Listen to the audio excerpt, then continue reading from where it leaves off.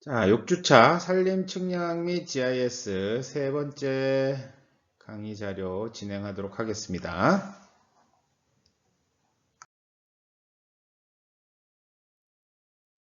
자, 앞에서 우리 이제 야장 세 가지 고저 측량의 야장 세 가지 기법에 대해서 이제 여러분들 알아봤고요. 이제는 종단 측량, 횡단 측량, 그 다음에 고저 측량의 오차와 관련된 내용들을 진행하도록 하겠습니다. 자, 오늘 이제 고저 측량 중에서요. 앞 시간에 이제 뭐 여러 가지 이야기들을 했죠. 아마 지지난주였던가요? 네, 근데 이제 그 중에 다음에 연결돼서 이제 종단 측량, 횡단 측량 이야기를 잠깐 하고 넘어갑니다. 자, 종단 측량이란 우리가 도로라든가 아니면 철도 아니면 물길, 하천 같이 이렇게 일정한 노선을 따라서 지표의 거리와 고저의 관계, 즉 종단면을 측량하는 것을 우리가 종단 측량이라고 이야기를 하죠. 그래서 어떤 도로가 이렇게 있는데요. 네, 이 도로를 따라서 측량을 이렇게 같이 나가면 종단, 이 단면을 알고 싶다. 각각의 단면을 알고 싶어서 측량하는 게 이제 횡단 측량이 될 것 같아요. 자, 그럼 이제 이건 어느 정도 간격을 지켜야 된다고 말씀을 드렸고요. 보통 20m마다 수행을 합니다. 그래서 우리가 이제 스테이션이나 아니면 측점이라고 이야기를 하는데요. 주측점이 20m마다 측량이 되는 거고요. 그 사이에 보조 측점이 만들어집니다. 필요한 경우에겠죠. 자, 그럼 여기 이제 중심 말뚝이라고 이야기를 하네요. 중심 말뚝을 박아 중심선을 설정하여 이 선상의 지반의 변화를 측정한다라고 되어 있습니다. 결론은 이제 요 점마다 정중앙에 네, 점을 찍어서 20m 간격으로 계략 측정을 진행한다 라고 보시면 될 거예요.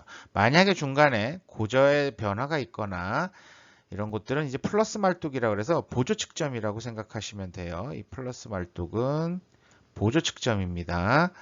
자, 변함없이 못 쓰는 글씨 한번 써볼까요? 세종대왕께서 뭐라 그러실지 모르겠지만 마우스로 쓸 수 있는 제 최대, 이거는 10주차가 되는데도 아이고 10주차가 되는데도 늘지는 않네요. 쉽지가 않습니다. 보조 측점이라고도 우리가 이야기를 합니다. 자, 그럼 이제 이 지점에 만약에 보조 측점을 설치를 했어요. 이 지점이라고 한번 볼까요? 자, 그럼 이제 우리가 보통 측점을 표시할 때 넘버 뭐 점 찍고 해도 되고요. 넘버 1, 넘버 2, 3, 4, 넘버는 뺄게요. 일단 뭐 5 이런 식으로 진행이 될 겁니다. 그러면 여기에 찍은 보조 측점은 어떻게 표시를 할 것이냐? 그러면 이전에 설치된 중심 말뚝에서부터 이 보조 측점 플러스 말뚝까지의 거리를 측정을 해서요. 쉽게 생각하시면 넘버 1 플러스 뭐 10, 여기 16m 정도 해볼까요? 16 이렇게 표시를 합니다. 자, 이렇게 표시를 하고요. 그럼 16m 지점인 거죠. 그럼 여기서부터 다시 또 20m를 가냐? 그건 아니고요. 4m 더 가서 넘버 2가 자연스럽게 만들어집니다. 무슨 얘기인지 아셨죠? 보조 측점은 바로 이전 그 주 측점의 거리에서 계산을 합니다. 그렇다 보니까 보조 측점이 넘버 1 플러스 20 이런 건 없는 거죠. 넘버 2가 되는 거죠. 자연스럽게. 이렇게 생각하시면 될 것 같아요. 자, 종단면도 작성 시 이제 표시해야 될 내용들이 몇 가지 있는데 측정 간의 수평거리, 그 다음에 각 측점의 지방고 및 BM점입니다. 그래서 가장 기준점이라고 생각하시면 되고요. 자, 그 다음에 이제 계획선의 기울기, 측점에서의 계획고 등이 표시가 될 것 같습니다. 그래서 이제 이런 것들 보면 오른쪽 그림 같이 되는 거예요. 자, 오른쪽 그림 지금 이렇게 반을 나눌게요. 오른쪽 그림은 실제 현장에 이제 측량의 기기를 부설한 거겠죠. 기기를 설치를 했습니다. 자, 뭐 여기는 그냥 우리가 0, 1, 2 이러고 가는데요. 원래 넘버 0, 넘버 0, NO.0 이렇게 시작을 하는 게 이제 보통 일반적으로 여러분들이 이제 사회에 나가시면 씁니다. 자, 보시면 이제 여기도 1 플러스 3이고 1 플러스 8이고 그렇죠? 그래서 이런 식으로. 자, 이걸 그리실 필요는 없습니다. 이걸 그리실 필요는 없고요. 위 두 번째하고 지금 두 번째 그림하고 세 번째 그림만 여러분들이 작성을 하시면 되는 거예요. 그래야지 곡선이 어떻게, 이건 위에서 본 평면이죠. 이건 위에서 본 평면이고요. 맨 아래 그림은 옆에서 본 형상입니다.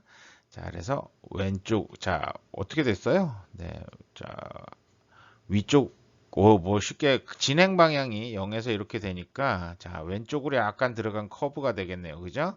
그다음에 옆에서 보니까 평면에서 이제 단면을 보니까 어때요? 종단면을 보니까 네, 굴곡이 이렇게 있다라는 걸 알 수가 있는 거죠. 그래서 거기에 대한 내용들, 측점, 구간거리, 추가거리, 지방고 같은 것들이 표시가 됩니다.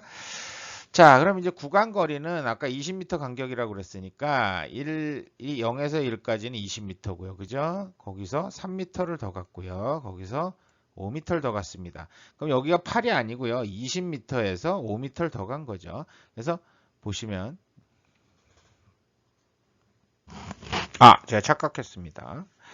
구간거리는 네, 이전 측점에서부터니까 5가 맞습니다. 그러면 실제로 보면 쓸 때는 1 플러스 8이라고 써져 있죠. 네, 그래서 5m를 간 게 맞습니다. 그래서 실제로 보면 총 거리는 이건 누적 거리가 되겠네요. 그죠? 추가 거리는 누적 거리로 계산하시면 됩니다. 자, 그다음에 이제 2번 왔습니다. 넘버 2까지 왔는데요. 여기까지 총 거리는 40m죠. 구간 거리를 표시를 해놨는데 이 구간 거리가 상당히 이제 헷갈리게 표시를 해놓은 상황인데요. 이 구간거리 이런 식으로는 실제로는 많이 사용하지는 않습니다. 실제 측량에서 왼쪽 그림하고 같은 거죠. 지지난 시간의 마지막 그림 한번 참고해 보시면은 여기 써져 있는 값들을 확인을 하실 수가 있습니다. 그래서 실제로 측점 번호가 나오고요. 0에서부터의 누가 거리가 표시가 되고요. 그다음에 지방고가 표시가 되고요. 우리가 이걸 앞으로 어떻게 바꿀 거다라는 높이에 대한 계획고가 표시가 되고요. 그러면 실제로 흙을 깎아낼지 아니면 흙을 쌓아야 될지를 결정하는 것들이 표시가 되는 전체 설계도서에 들어가는 종단면도라고 생각하시면 될 것 같습니다. 자, 다음에 이제 횡단 측량은 아까 말씀드린 것처럼 이제 종단 측량이 진행되는 중간에 그 측점에서의 직각 방향, 좌우의 단면을 우리가 측정을 하는 것들을 이야기를 합니다. 그래서 중심 말뚝 및 플러스 말뚝에서 중심선의 직각인 방향으로 집안의 고저 변화를 측정하는 측량이라고 이야기를 합니다. 자, 곡선부에는 그 점의 접선의 직각 방향인 토지 단면을 표시하기 위해서 중심 말뚝을 기준으로 하여 좌우의 집안 변화점의 고자를 측정합니다. 무슨 얘기냐면 이렇게 직선일 때는 그냥 직각인 방향이면 되죠. 그죠? 직선도 못 그리네요. 근데 곡선인 경우 이렇게 커브가 있는 경우에 측점이 여기입니다. 그러면 이 원의 접선인 직선의 직각이 되는, 어렵게 생각하실 필요는 없어요. 원의 중심에서부터 나오는 이 지점을 측점을 통과하는 선을 생각하시면 돼요. 이 선에 대한 횡단면을 우리가 표시를 한다라고 생각하시면 됩니다. 그래서 측량 결과에 의해서 우리가 작성된 횡단면도를 가지고 집안선의 중심점에서 계획 단면 형상, 흑삭기 또는 땅깎기 단면적 등을 표시하도록 되어 있습니다. 자, 그래서 이제 실제로 횡단 측량 야장은 지금 아래 보시는 것 같은 형태가 됩니다. 자, 지금 넘버 1이라고 된 이 지점이 종단 측량의 중심점입니다. 여기에서 요 점, 이 사면을 기준으로 해갖고요. 실제 선을 그리게 되는 거죠. 그러면 실제 선 한번 볼까요? 넘버 1에서. 자, 넘버 1인 기준점이 0이에요. 여기 무조건 측점 높이는 0입니다. 자, 왼쪽으로 2m를 가고요. 또 읽은 값이 플러스 4입니다. 그래서 2m를 가서 높이가 0.4m로 올라간 거죠. 다음에 또 2m를 갑니다. 그죠? 그 다음에 1.5m를 올라갑니다. 다음에 또 2m를 가고요. 이번에는 0.6m가 올라갑니다. 또 반복해서 2m, 0.6, 2m, 0.6 이런 식이 되는 거겠네요. 자, 이해하셨나요? 그 다음에 이제 오른쪽 갑니다. 오른쪽도 마찬가지로 중심점을 기준으로 2m를 가고요. 이번에는 지면 수평면에서부터 아래로 내려갔죠. 그래서 마이너스 0.3입니다. 그래서 마이너스 0.3 표시가 되는 거고요. 자, 마찬가지로 계속 이어져서 또 2m, 또 2m 이런 식으로 갈 때마다 마이너스 값에 의해서 깊이 이제 지면이 결정됩니다. 그럼 이 각 점들을 이은 선이 지금 여러분들 보고 계시는 이 적색 선이 될 거예요. 그러면 이 점의 높이는 절대값이 아닙니다. 그죠? 넘버 2에서도 그냥 0입니다. 근데 실제로 종단면에서 보면 넘버 1과 넘버 2의 높이는 다르겠죠. 그 부분들을 한번 생각을 해보실 필요가 있습니다. 자, 다음에 이제 고저 측량과 관련한 오차와 관련된 이야기들을 해볼 겁니다. 대부분의 이제 측량 과정은 다 끝났고요. 이제 오차. 오차는 평판 측량과 비슷합니다. 정오차, 우연오차, 뭐 기타 오차, 차고 같은 것들이 있습니다. 그럼 정오차가 뭔가, 우연오차가 뭔가, 차고가 뭔가 고민하지 마시고, 네, 앞 시간에 이전에 했던 자료들 한번 찾아보시면 정오차, 우연오차, 기타 오차에 대한 설명들을 보실 수가 있어요. 고저 측량에서도 마찬가지로 정오차, 우연오차, 기타 오차, 차고 같은 것들이 발생을 합니다. 기타 오차라고 이야기를 어떤 책에서는 이걸 기타 오차에 넣기도 하고요. 또 어떤 교재에서는 지금 보시는 것처럼 태양의 직사광선에 의한 오차, 지구 공률에 의한 오차, 대기굴절에 의한 오차 이런 것들이 있는데 어떤 교재에서는 태양 직사광선에 의한 오차는 우연오차, 대기굴절에 의한 오차도 우연오차, 지구공률에 의한 오차는 정오차로 분류되는 데도 있고요. 그다음에 기타 오차로 분류하고 있는 곳도 있고요. 그렇습니다. 일단은 이렇게 분류가 된다 정도만 알고 계시면 될 것 같아요. 자, 알아서 이제 정오차 종류를 보면요. 망원경의 시준선과 기포관축이 나란하지 않을 경우입니다. 무슨 얘기냐면 망원경에 있는 우리 십자선, 이 시준선 있죠? 이 시준선과 기포관의 기포가 정확하게 평행하지 않을 경우에 발생하는 문제, 이때 정오차가 발생하게 되고요. 그다음에 표척의 길이가 정확하지 않을 경우에도 오차가 발생합니다. 정오차입니다. 표척의 0의 눈금이 정확하지 않을 경우에도 정오차, 표척에 부착된 기포 간의 불완전한 조정 혹은 표척수의 습관으로 생기는 오차도 정오차입니다. 무슨 얘기냐면요. 여러분들 이순신 장군이 어떻게 서 있는지 아시죠? 네, 칼을 차고 딱 팔을 뻗고 칼을 잡고 서 계십니다. 자, 여러분들도 매번 사람이 만약 서서요. 이렇게 사람이 서 있어요. 근데 표척을 늘 이순신 장군님처럼 이렇게 잡고 잰다. 측정한다. 그러면 항상 기울어져 있겠죠. 네, 이런 부분들을 이제 정오차라고 생각하시면 될 것 같아요. 자, 표척의 눈금이 정확하지 않을 경우에도 우리가 정오차에 포함을 시킵니다. 다음에 이제 우연오차의 종류는 시준하는 순간 기포가 중앙에 위치하지 않은 경우입니다. 제가 시준하는 순간 차가 트럭이 지나간다라든가 아니면은 집안이 좀 연약 집안이라 갖고 저도 모르게 이렇게 눌렀어요. 기기를 꽉 쥐는데 이게 수평이 틀어졌다. 그럴 때 발생하는 게 우연오차고요. 시차에 의한 오차입니다. 시차에 의한 오차는 여러분들 눈에 의해서 발생하는 겁니다. 자, 표척을 잘못 세우거나 눈금을 잘못 읽을 경우 발생합니다. 표척 바닥에 돌이나 흙이 붙어서 이렇게 되는 것들, 이런 것들 다 우연오차에 들어갑니다. 자, 표척이 연직이 아닌 경우에도 우연오차 발생합니다. 이기점의 위치와 표척의 설치 방법이 좋지 않은 경우에도 우연오차라고 우리가 이야기를 합니다. 그래서 이런 이제 오차들 나오는 것들이 대표적으로 나오는 것들을 한번 정리를 해보면요. 자, 표척의 오독이 있습니다. 우리가 표척을 읽는데요. 잘못 읽었어요.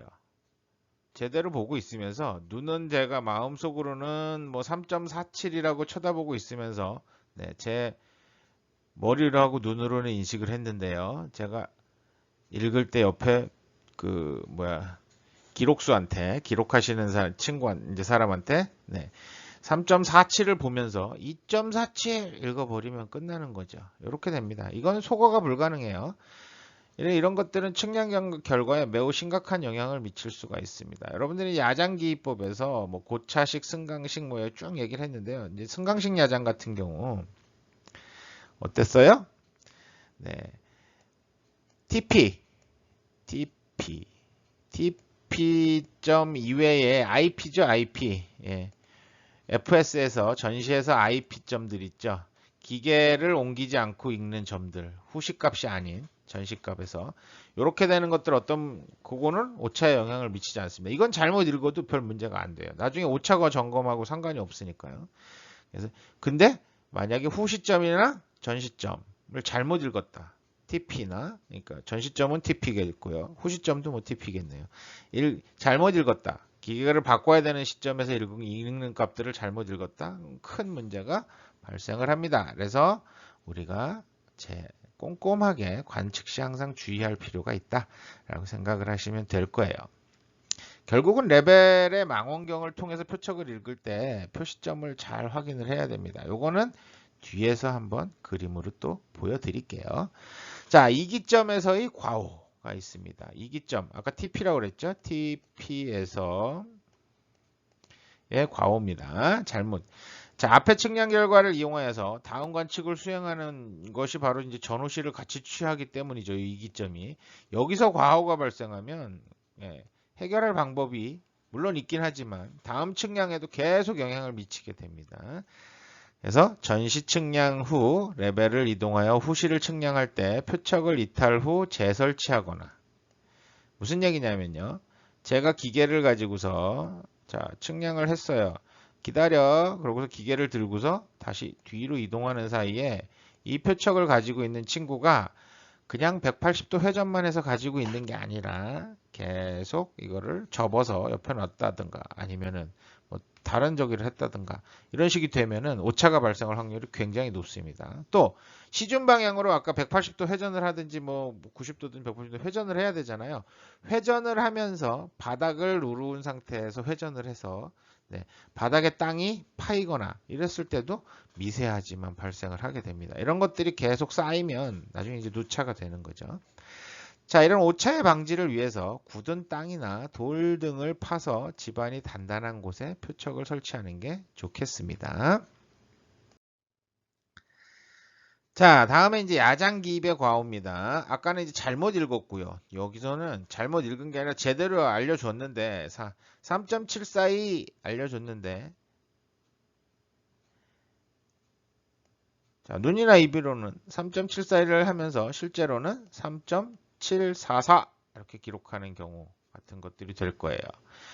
그럼 이거는 뭐 오차를 소거할 수 있는 방법은 없습니다. 뭐가 조심스러워요? 항상 신중하게 확인하고 재확인하는 방법뿐이 없습니다.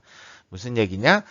관측수가 3.742라고 알려주면 적으시는 분이 기록수가 3.742 복창을 하면서 기록을 합니다.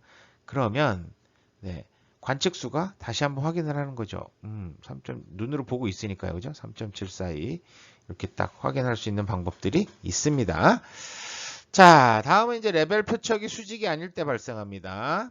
고저 측량에서 표척은 항상 기준면에 대해서 수직으로 설치가 돼야 되는데요. 이게 쉽지가 않아요. 작업자가 정확하게 수직으로 세우기는 굉장히 어렵습니다. 왜? 뭐 우리가 이 표척에 분명히 수증기가 달 수도 있다고 그랬어요. 그죠? 네. 그래서 기포관을 달아서 우리가 수평을 만들 수 있다고 그러는데요. 우리 사람들이 가만히 서 있을 수 있냐 그거 아니죠. 호흡을 하거나 움직이기 때문에 이제 저기 때문에 근육의 경직이나 이런 것 때문에 앞뒤나 좌우로 계속 흔들립니다. 저는 수평을 굉장히 열심히 맞추고 싶어 하는데 잘 안 맞아요. 그런 경우들이 발생을 합니다. 그래서 관측수가 이건 요령이 있어야 됩니다. 어쨌든 표척의 경사는 좌우의 경우에는 쉽게 판단이 됩니다. 왜?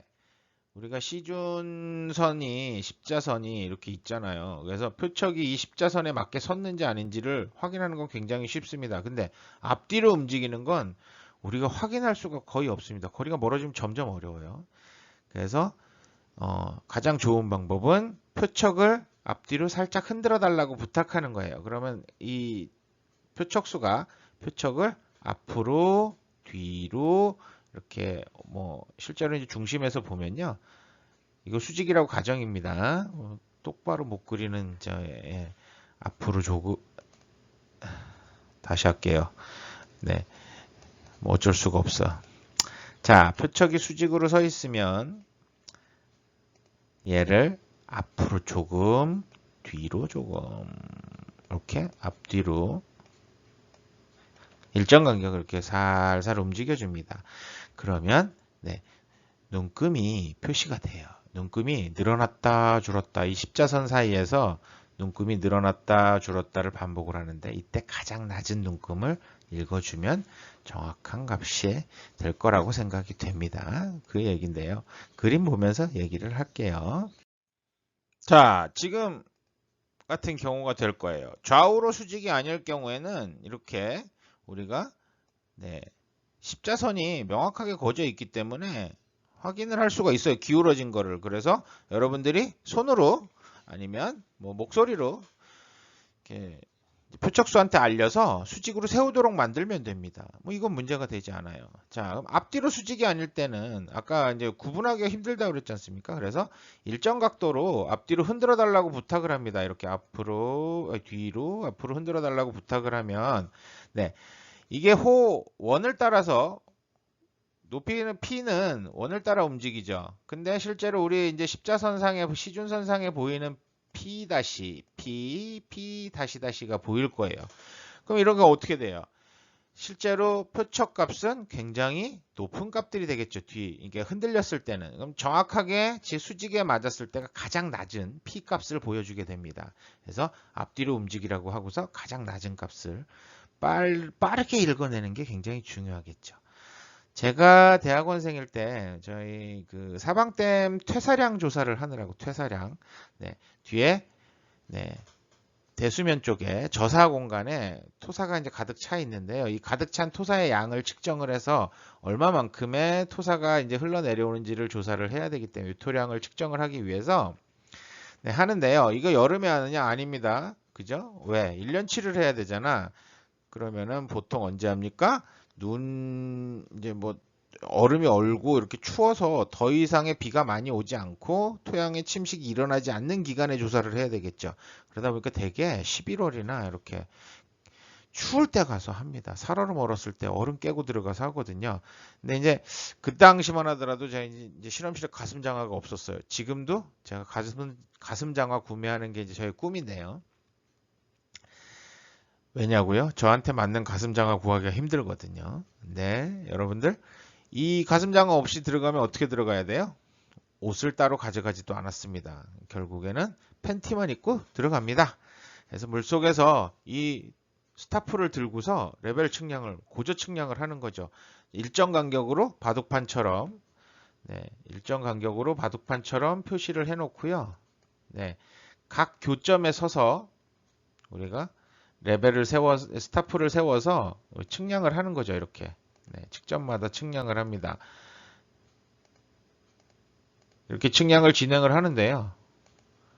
살을 내는 듯 하죠. 발바닥은 바닥에 있는 모래하고 닿아요. 모래나 흙과 닿이는데요. 그 침봉 아시죠, 여러분들? 꽃꽂이 할 때 쓰는 침봉 아세요? 보신 적 있어요? 한쪽 면이 이렇게 뾰족한 바늘로 꽂혀 있는 침봉이라고 그러는데요. 그 위에 서 있는 느낌입니다. 그 다음에 가슴 정도, 허리나 가슴 정도의 표면하고 이제 물하고 공기하고 마주치는 부분에 살이 이제 피부는 거의 뭐 칼로 자르는 듯한 느낌이 납니다. 안 떨 수가 없어요. 덜덜덜덜덜 떨려요. 그러면은 자 좌우로는 그래도 덜 떨어요. 앞뒤로 떠는 형태가 될 거예요. 좌우로도 떨고 앞뒤로도 떨고 합니다. 그럼 이제 위에서 그 레벨 이 오른쪽처럼 이렇게 시준해서 읽으시는 관측수는 어떻게 할까요? 최대한 배려를 해서 흔들리는 과정에서 최저점, 그다음에 연직일 때를 딱 캐치를 해서 읽어야 됩니다. 안 그러면 시간이 더 걸리면 더 떨게 되고요. 이렇게 합니다. 그래서 그 당시에는 제가 이걸 굉장히 잘 읽었어요. 그래서 저는 바깥에 있었고요. 저희 1년 선배님은 물속에 들어가서 작업을 하셨어요. 최대한 빨리 끝내려고 열심히 하고 있는데 갑자기 교수님이 중지! 자, 한 사람만 고생하는 건 안 되지. 그래서 그래서 그래서 결국엔 제가 스타프를 들고 들어갔습니다. 떨 수밖에 없더라고요. 네, 계속 떱니다. 근데 문제는 선배님이 저처럼 빨리빨리 읽어주시면 좋겠는데, 네, 날씨는 어둑어둑해지고요. 네, 그래서 거의 절반 정도를 제가 했는데, 네, 앞에 선배님이 하신 시간에 2배 정도의 시간이 걸려서, 네, 엄청 떨면서 했던 기억이 나요. 나와서 옷을 입으니까 세상에 그렇게 행복할 수가 없더라고요. 뭐 어쨌든 흔들리는 값을 정확하게 저점에서 읽어줘야 된다. 그다음에 좌우로 흔들리는 경우에는 우리가 조절이 어느 정도 가능하다 하시면 될 것 같아요. 자, 다음에 이제 표척 하단부에 진흙, 눈, 얼음이 있을 때 이런 경우들입니다. 그래서 표척이 있는데 이 바닥에 진흙, 여러분들 신발 신고서 진흙탕 이렇게 걸어가면 신발 바닥에 흙이 잔뜩 붙죠. 그래서 제 키가 커지는 느낌인데요. 마찬가지입니다. 눈이나 얼음도 마찬가지고요. 이 표척 바닥에 붙어갖고요. 네, 높이가 높아지면 결국은 실제 높이보다 낮은 값을 읽게 됩니다. 그죠? 이런 오차들이 발생을 합니다. 그래서 항상 이런 곳에서 측량을 할 때는 바닥을 깨끗이 닦는, 그래서 표척 바닥을 깨끗이 닦고 다시 하는 이런 것들을 신경을 써줄 주의가 필요합니다. 자, 그다음에 이제 표척 연결 부분을 완전히 연장하지 않았을 때의 문제도 있습니다. 그래서 현재 가장 많이 사용되는 표척은 보통 한 4단이나 5단짜리예요. 그래서 1단이 한 1m 정도 됩니다. 그래서 5단 뽑으면 총 5m짜리가 되는 거죠. 근데 이게 그 필요시 이제 뭐 1단하고 2단을 뽑으면 2m까지, 3단을 뽑으면 3m, 4단을 뽑으면 4m, 5단을 뽑으면 이제 5m까지 되는데요. 생각보다 이게 야들야들하다고 그래야 되나요? 휘청휘청해요. 그래서 이제 그 부분도 문제가 있고요. 그다음에 표척을 완전히 뽑지 않아서 딸깍할 때까지 뽑지 않아서 네, 문제가 생길 수도 있습니다. 실제보다 높은 값을 읽든가 너무 많이 뽑아질 경우도 있어요. 이러면 낮은 값을 뽑든가 합니다. 그래서 여러분들 이 표척을 가지고 측량하실 때 네, 표척을 뭐 4단을 뽑아서 이동하다가 접으라고 그러면 한 칸 한 칸 접기가 귀찮다고 표척의 바닥을 콘크리트 바닥 같은데 빡 때립니다. 땅 그러면 네, 위에서부터 타다다다닥 해서 들어와 버리기도 해요. 재밌거든요. 네, 그럼 망가집니다. 네, 그러면 이 표척을 연장했을 때 고정하는 그 플라스틱 홀더가 갈려갖고요. 둥그렇게 되면서 그냥 나중엔 자연스럽게 그냥 바닥에 제가 그냥 서서 이렇게 툭 하고 놔도 자연스럽게 밀려 들어가는 경우들이 생겨요. 그래서 그런 장난은 절대 치시면 안 된다. 말씀을 드려요. 장비를 보지도 못하는데 그런 장난을 치실 수도 없겠죠. 어쨌든 고민이 되긴 합니다. 자, 뒤에서 아마 사진 보여드리면서 한번 다시 설명을 드릴게요. 자, 그다음에 이제 부정확한 표척의 눈금입니다. 표척의 눈금이 부정확하다면 측량 결과를 신뢰할 수가 없게 됩니다. 만약 오차가 표척의 밑부분에서 발생되었다면 이론적으로 서로 상쇄될 수도 있습니다. 무슨 얘기냐면요. 밑부분에서 된다면 여기에 흙이 이렇게 잔뜩 묻었어요. 근데 흙이 더 묻지 않고요. 그냥 이 정도 흙만 가지고 계속 갔다. 그럼 어때요? 전체가 다 네, 이 정도 높이로 조정이 된 거죠. 큰 문제는 되지 않습니다. 이건 상쇄가 가능합니다. 근데 이 아까 얘기했던 표척의 연장부에서 발생하는 문제는 이 부분에서 발생하는 문제는 상쇄가 되지 않습니다. 그래서 이 부분 조심하셔야 됩니다. 그 다음에 이제 이런 문제들이 대부분 경사지에서 발생되고요. 언덕 아래를 시준 시에 높은 부분의 값을 읽거나 언덕 위에서 시준 시에는 아랫부분의 값을 취해서 발생을 하기도 합니다. 그래서 표척의 길이를 정밀한 줄자로 점검을 해서 이게 정확하구나, 부정확하다 그러면 정확한 표척을 가지고 조사를 나가는 게 바람직하다 말씀을 드리고 싶어요. 그다음에 이제 전시 후시 거리가 같지 않을 때 자, 전시 후시 거리를 갖게 하라는 이유는 왜 그랬어요? 지구 공률 및 대기 굴절로 인한 오차가 상쇄된다고 말씀을 드렸습니다. 전전 시간에. 일반적인 고저 측량 시에는 목축에 의해서 계략 거리를 갖게 해도 무관은 합니다만 정밀 작업 시에는 전시와 후시의 거리가 같도록 보측이나 스타디아 측량을 활용한다라고 이야기를 합니다. 그럼 보측 우리가 고저 측량에서는 스타프까지의 거리, 그러니까 표척까지의 거리를 측정하지는 않습니다. 우리 표척, 함척, 스타프라고 얘기를 했죠. 그러다 보니까 눈으로 그냥 대략 이제 목축으로 비슷한 거리인가 이렇게 하시면 되는데, 이제 그게 안 된다면 보측, 여러분들 발을 걸어서 예전에 이제 처음에 거리 측량할 때 아마 말씀을 드렸었죠. 그래서 뭐 일복보냐 아니면 뭐 그냥 보측이냐 뭐 이런 식으로 해서 하셔도 되고요. 아니면 여러분들 신발 사이즈 알고 계시잖아요. 뭐 저 같은 경우 275를 신는데 그럼 실제로 바깥의 신발의 길이가 275냐? 아닙니다. 내경이 275인 거죠. 바깥에 해보면 거의 한 300mm 정도 돼요. 30cm 정도 돼요.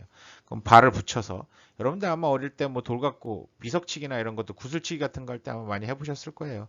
10발짝을 붙여서 걸어가면 3m죠. 뭐 이런 식으로 측정해도 되는, 너무 어렵죠? 간단한 방법을 알려드리면 바로 스타디아를 활용하는 겁니다. 자, 십자선을 보면요. 망원경 안에 시준선 안에 십자선을 보면요. 십자선 이외에 두 개의 선이 위아래 표시가 되어 있습니다. 같은 간격으로. 우리가 상스타디아, 하스타디아 얘기하는데요. 요 간격 안에 들어오는 표척의 눈금이 늘 개수가 같다고 그러면 같은 거리가 되는 거죠. 그래서 그렇게 해서 측정을 하셔도 됩니다. 자, 이런 레벨의 조정 분량에 따른 오차는 구차, 기차보다 중요합니다. 구차나 기차가 뭐였어요, 여러분들? 지구가 둥글어서 생기는 거하고요. 대기에서 굴절이 되는 게 구차, 기차죠.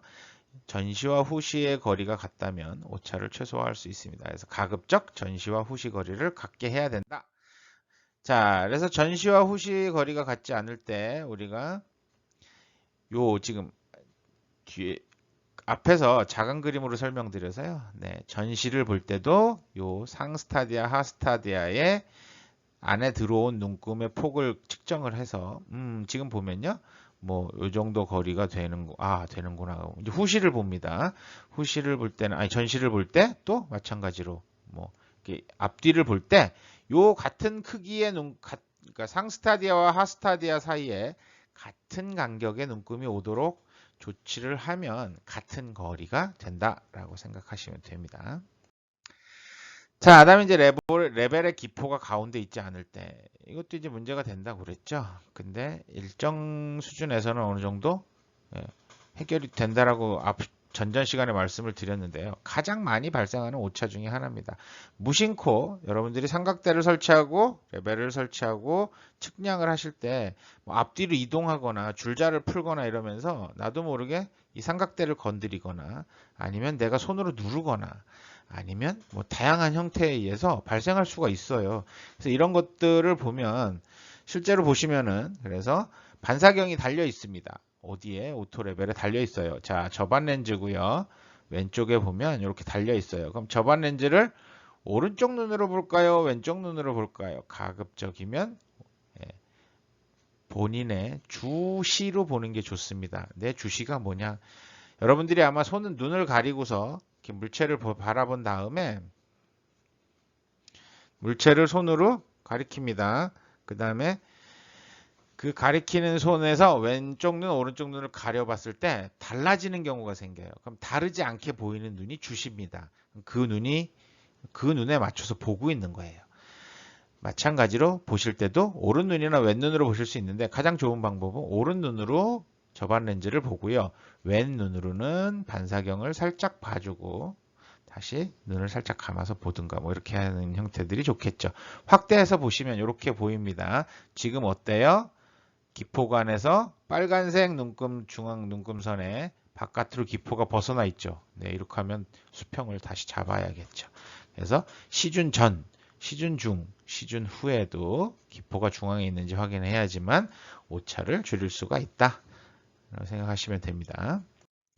자, 다음은 망원경의 초점이 부정확하게 맞춰졌을 때입니다. 망원경 시준이 한쪽에서 다른 쪽으로 그러니까 망원경 시준하면서 눈을 살짝 움직여 보면요.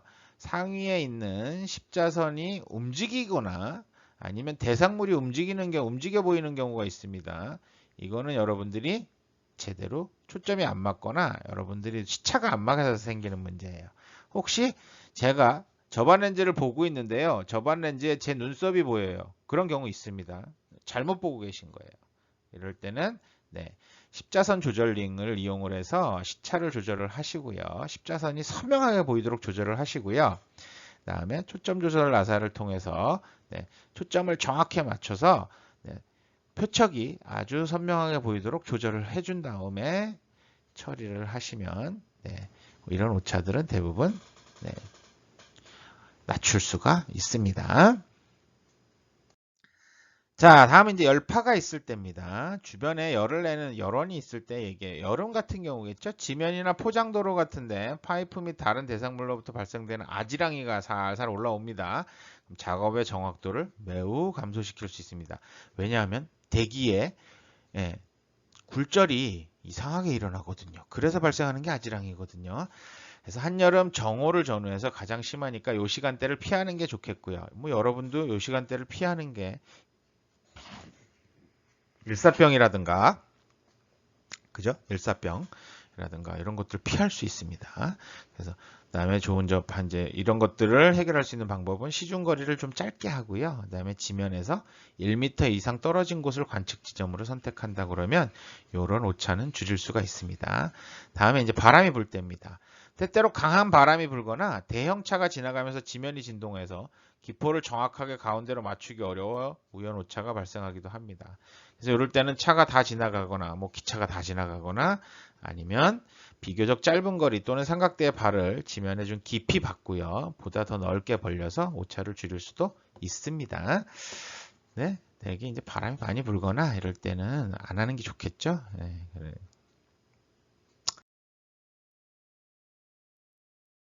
자, 다음은 넘어갑니다.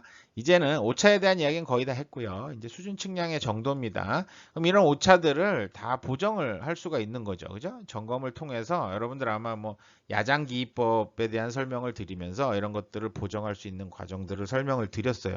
어떤 오차가 있느냐를 했고요. 근데 이런 오차의 원인을 고려해서 측량을 수행하고 정오차만 소거가 되죠. 오차가 발생할 경우에 그랬는데도 오차가 있다. 그러면 이건 우연 오차로 간주를 해야 하는 수밖에 없습니다. 어디서 나왔는지도 모르고요. 해결할 방법도 없습니다. 그래서 일정 범위 내까지는 이 우연 오차 범위를 인정해 주는 부분들이라고 생각하시면 돼요. 그래서 실제로 수준 측량에서 뭐 아니면 고저 측량에서 네, 용어를 제가 통일을 못했네요. 고저 수준 네, 같은 거죠. 수준 측량에서의 허용 오차를 살펴보면요. 환 또는 기지점과 결합한 경우의 폐압 오차입니다. 여러분 이건 무슨 얘기냐면 측량을 해서 가는데요. 자, A라는 점에서 측량을 시작해서 출발을 해서 돌아서 다시 마지막 점이 A에서 끝났습니다. 이렇게 폐압되는 경우입니다. 그러면 최초 지방고가 주어졌잖아요. 그러다 보니까 돌아왔을 때 높이도 같아야 되죠. 0이어야 됩니다. 근데 0이 안 되면 이제 문제가 되는 거죠. 요랬을 때 예, 1등이냐 2등이냐 뭐 3등도 있어요. 에 따라서 우리가 달라집니다.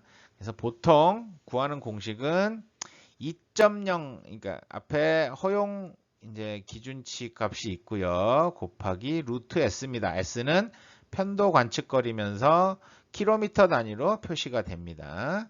편도 관측거리면서 킬로미터입니다. 그래서 제가 여기 만약에 600m를 했어요.